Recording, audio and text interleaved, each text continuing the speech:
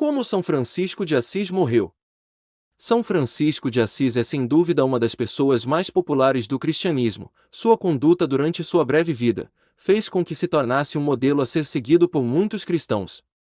Nascido na Itália por volta de 1181, São Francisco de Assis era conhecido por beber e festejar em sua juventude.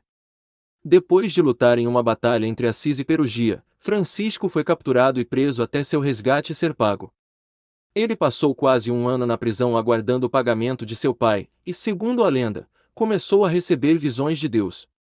Após sua libertação da prisão, Francisco ouviu a voz de Cristo, que lhe disse para reparar a igreja cristã e viver uma vida de pobreza.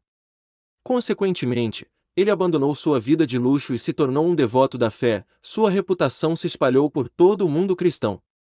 E foi dessa forma que Francisco viveu o resto de sua vida, dividido entre uma vida inteiramente dedicada à oração e uma vida de pregação.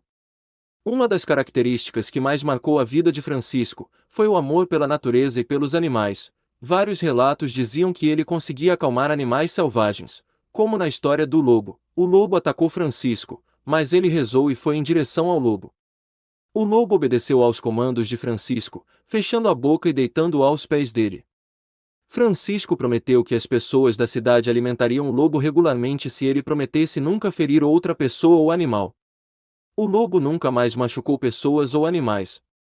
Após uma vida dedicada à fé cristã, seus últimos anos foram bastante peculiares para um ser humano. Em 1224, Francisco estava orando em uma igreja remota no Monte Laverna quando recebeu uma visão que o deixou com os estigmas de Cristo, marcas semelhantes às feridas que Jesus Cristo sofreu durante sua crucificação, de sua vida e, embora as opiniões estivessem divididas sobre se essas marcas realmente eram estigmas ou sintomas de lepra, Francisco continua sendo a primeira pessoa documentada receber essas feridas sagradas.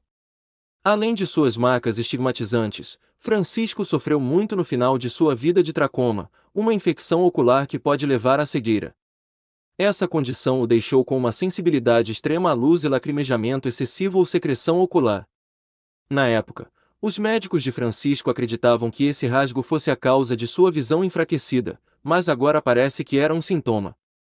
Alguns estudiosos e historiadores acreditam que Francisco contraiu o tracoma durante sua estada no Egito, para a qual embarcou em 1219.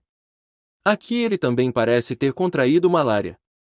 Há também relatos de Francisco vomitando sangue, uma possível indicação de uma úlcera gástrica.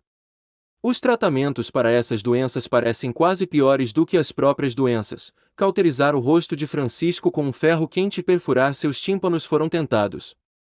Francisco tinha 44 anos quando morreu em Assis. O ano era 1226. A essa altura, as pregações de Francisco se espalharam pelo mundo e lhe renderam centenas de milhares de seguidores. Ele tinha ido para sua cidade natal para morrer quando sua saúde começou a declinar rapidamente. Muitos previram que uma santidade se seguiria à sua morte e cavaleiros de Assis foram postados ao lado de sua cama enquanto ele morria para garantir que seu corpo não fosse levado, pois o corpo de um santo era visto como uma valiosa relíquia que traria glória à cidade em que repousava. Alguns achavam que Francisco era um tolo ou delirante, mas outros o viam como um dos maiores exemplos de viver o ideal cristão desde Jesus Cristo. Quer tenha sido tocado por Deus ou pela loucura, Francisco de Assis era bem conhecido em todo o mundo cristão. Por causa de sua atenção aos animais, Francisco é reconhecido pela Igreja como o santo padroeiro dos animais.